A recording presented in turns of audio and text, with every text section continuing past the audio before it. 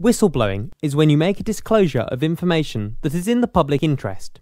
The public interest means that the information that you disclose must affect others, for example, the greater public, but it can also be other employees or stakeholders in a business. You can report certain practices to your employer directly or to an approved body, and there are laws in place to protect you from retaliation by your employer. A dismissal because you whistleblew will automatically be unfair, and you don't need 2 years' service to bring a claim in the employment tribunal. There are many ways of whistleblowing, but the best way is to whistleblow directly to your employer through a grievance or your employer's whistleblowing policy.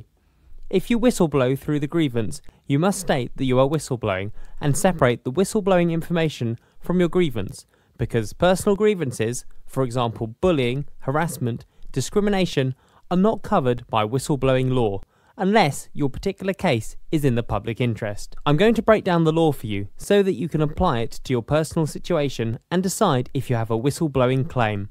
Whistleblowing claims are very technical, and if you decide to go to the employment tribunal, it's a good idea to use the template and guidance on the Employee Rescue website for writing your claim to the employment tribunal. One very important point is that if you are dismissed for whistleblowing, you can apply to the employment tribunal for interim relief. Your application must be submitted within 7 days of the date of your dismissal, and you don't need to apply for ACAS early conciliation to file your interim relief claim.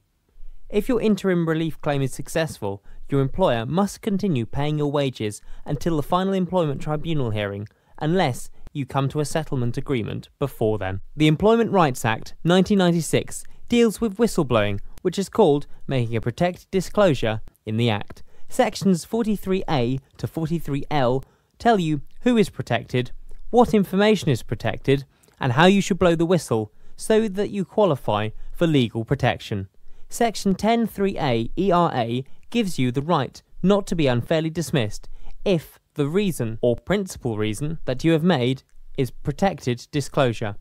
And Section 108.3 FF removes the need for 2 years qualifying service to claim unfair dismissal under this head. This makes dismissal for whistleblowing an automatically unfair dismissal. Section 47B ERA 1996 gives you the right not to be subjected to any detriment on the grounds that you have made a protected disclosure. So, what is a protected disclosure? A protected disclosure is any information which you reasonably believe shows that 1. A criminal offence has been committed, is being committed, or is likely to be committed. 2. Your employer has failed, is failing, or is likely to fail to comply with a legal obligation. 3. A miscarriage of justice has occurred, is occurring, or is likely to occur. 4. The health and safety of any individual has been, is being, or is likely to be endangered. 5. The environment has been, is being, or is likely to be damaged.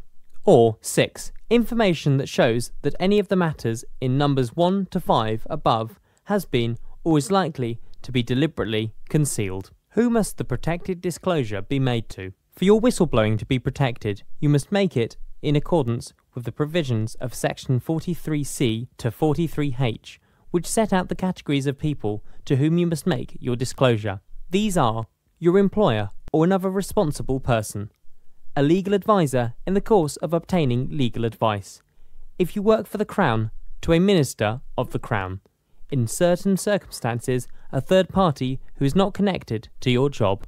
In the case of Knight versus London Borough of Harrow, 2003, the Employment Appeal Tribunal said that once it is established that there is a protected disclosure, you would have to prove that you have been subjected to a detriment. The detriment is because of an act or deliberate failure to act by your employer. Your employer behaved in that way because you made a protected disclosure. If you want to know more about whistleblowing, visit our website www.employeerescue.co.uk and check out the resources. Email us wehelp@employeerescue.co.uk or call us if you can't find what you need on the website 0333 444 0764.